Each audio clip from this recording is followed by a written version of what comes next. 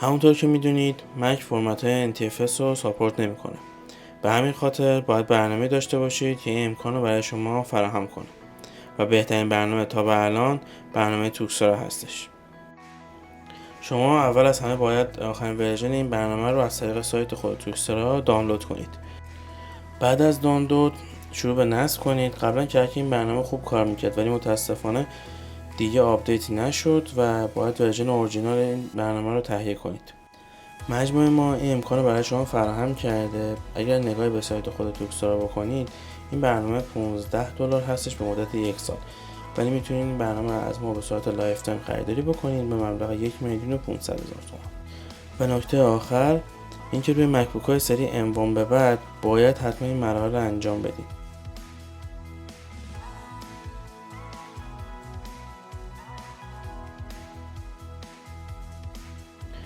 دستگاهتون رو خاموش کنید.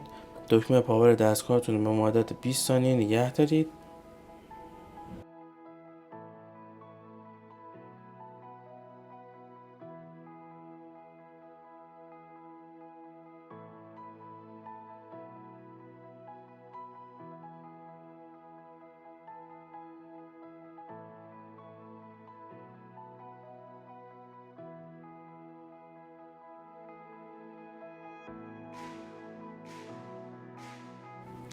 تا آپشن نمایان بشه روش کلیک کنید، چند لحظه صبر کنید.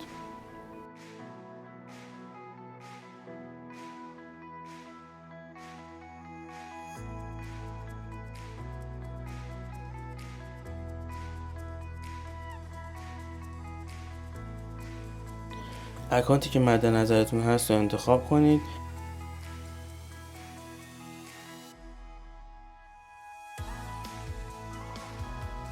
روی یوتیلیتیز کلیک کنید.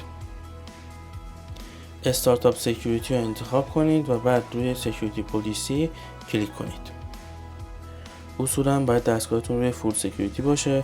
باید تغییرش بدین به ردیوس سکیوریتی و دو گزینه زیرم فعال کنید و بعد از اون دستگاهتون رو ریست کنید.